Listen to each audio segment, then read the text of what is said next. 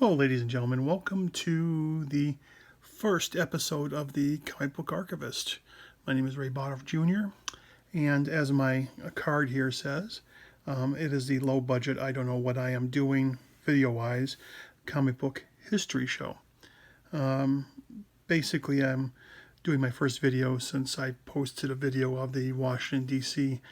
earthquake aftermath a decade ago. So I truly don't know what I'm doing except got the nails better to do on a Thursday night and make a video. So what I decided to do, since it's post-Christmas, is to kind of cover some of the items that I've picked up as far as books related to comic history content. My phone recorder, of course, has no stand, so I'm going to be bouncing around, and I apologize if you get seasick accordingly. So let's get it started here. And the first thing I'm going to do is a little catalog I get every year about this time. And even though I rarely ever bid in any of the auctions, and nevertheless, I really enjoy them as far as a historical artifact. That's the Heritage Comics and Comic Art Catalog. And what I really like about these catalogs I get every year, not only because they're free, but they're also really well made and also quite beautiful a lot of times with the terrific reproductions of original artwork.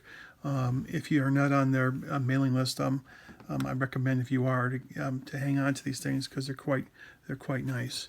Oh, by the way, as a little aside, my little title card that I made was done with a 35, 36, 37-year-old marker.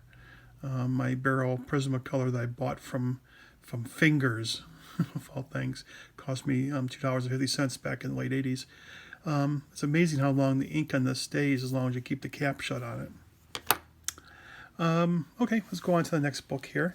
There's a funny story with this one because I actually ordered this a year ago.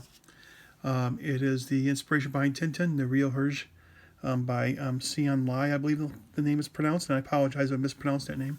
But it's basically it looks to be the background information about Tintin, and basically looks at the influences behind Tintin and the enduring appeal of the phenomenally successful series, as well as the controversies that surround the author and his unusual family, his marriages, and so forth. And I'm definitely looking forward to this. For some reason, my comic book folks ordered this for me, and it was on back order for a year, and I went to go and look it up, and it was released on time. The distributor never sent it, so I ended up having to order it elsewhere, and my comic book company was nice enough to, comic book store was nice enough to proceed to, refund me my pre-order. Another one that fell in the same category that I ordered separately for the same exact reason was the Biography Hirschfeld by Ellen Stern. And as I started reading on this, I really so far have enjoyed it.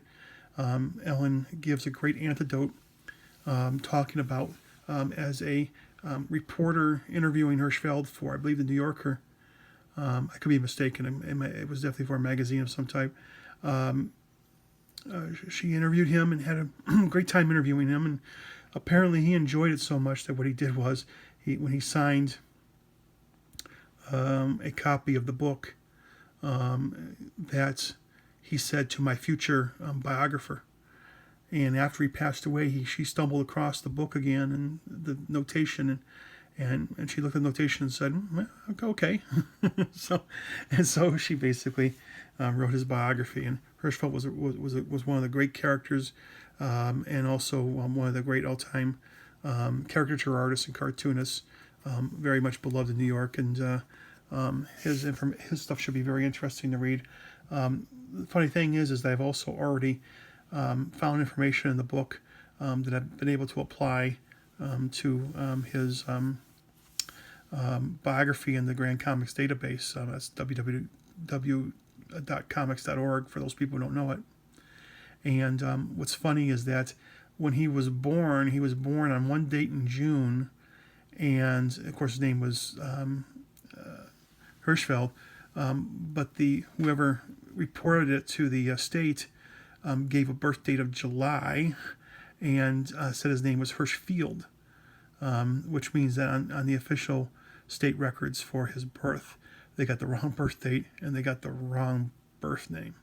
I wish to say, as somebody who's done genealogical work, as I'm an archivist with the United States National Archives, as someone who's done genealogy work, I would like to say this doesn't happen too often, but unfortunately it does.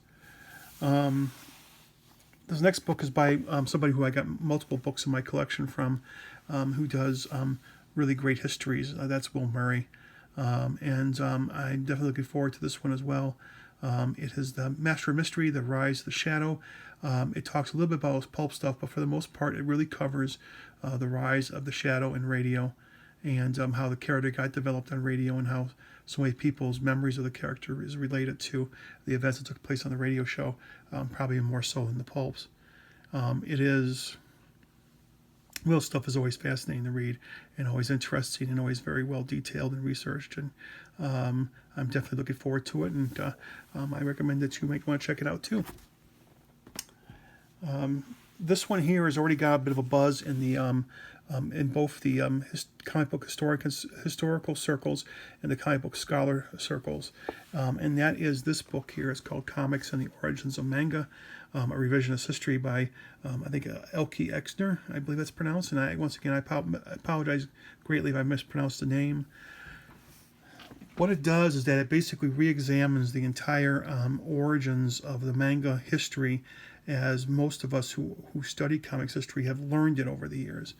That for primarily modern manga has its roots, and only its roots, in Japanese historical artwork, and in particular the Japanese prints of the 18th and 19th century. And while there is a stylistic equivalency that one could see if you look at the art, what this author is arguing is that the nature of manga itself, the artworks, the story pacing, how things were done, is directly related to the reprints done in Japan by Japanese newspapers and magazines of American comic strips. And here's a Japanese example bringing up Father on the cover. And it's a very provocative and very interesting take on it, very well argued, and it's definitely a I'm looking forward to reading more on this, and kind of expanding my mind, and taking an alternate take on what has been really established history. Now, this is not the first time. For years and years and years, at least from the 1950s onwards, the idea that the Yellow Kid was the beginning of American comics had taken hold, and the entire comics history, except for maybe Thomas Nast, was before that was pretty much forgotten. And later historians, which I'll talk about one of them in a moment, have put that to rest, to point out that this history is a lot longer and a lot more established, and has its roots not in the United States but in Europe. These kind of further researching that breaks down barriers of historical study is always very important, because it is always good to have your preconceived notions challenged, particularly if you got in light of new information and new discoveries. So I'm definitely looking forward to this. This is the kind of history that I really enjoy reading. I love learning new things about stuff that I thought I knew everything on. The folks at Twomorrows, not only being terrific people, but they also put out terrific books. And this is a book that's been out for over a decade and a half, and it's called the Silver Age Sci-Fi Companion, written by Mike W. Barr. And it is about 1950s and 1960s DC Silver Age stars like Adam Strange and Space Cabbie and Space Ranger and Captain Comet, Atomic Knights, and others. And it's all Twomorrows companion books and other books are just fantastically well done and very enjoyable. And the reason why I'm getting this now is because not only because I got some Christmas money to spend, but when some of these books, particularly the early ones that came out in the 2000s, I wasn't really making a whole lot of money in my job at the time. I couldn't really afford to buy them. And so I've been trying to get them where I can, near or close to the original cover price if I can. I still like the paper copies, and I hope that, even though Twomorrows, by the way, if you're looking to get this book, you can still get it from them. It is available as an ebook. No matter how you get it, they're just fantastic pieces of work. Definitely deserve to be anybody's shelf as a reference, and just for good, nice, entertaining reading. And a lot of great interviews, many cases, and some, especially in the older books, interviews with creators that have now since passed. So this is some of the last thoughts and memories they have of their work. Their stuff is just, the companion work is just fantastic across the board, and this one is another beautiful cover. It's always well designed. Alan Davis and Bill Neary, it just does a fantastic cover job on this, and a really fantastic book, and definitely looking forward to pouring through this even more so. And the last one, and probably my favorite comic book historian of all time. I think it's pretty fair for me to say, and that's the person I said I was going to mention later is David Kunzle. University of Mississippi Press in the last few years has produced a lot of historical and scholarly studies on comics. They range the gambit of pure up histories to sociological studies, to psychological studies, to all sorts of a wonderfully delightful treaties of various histories related to comics. And Kunzle releases latest in the series dealing with early comic strips, and this one, the Rebirth of the English comic strip at Kaleidoscope, 1847 to 1870, might be his last book. We don't know currently, but if anyone who's ever read his stuff knows that it is just an eye-opening piece of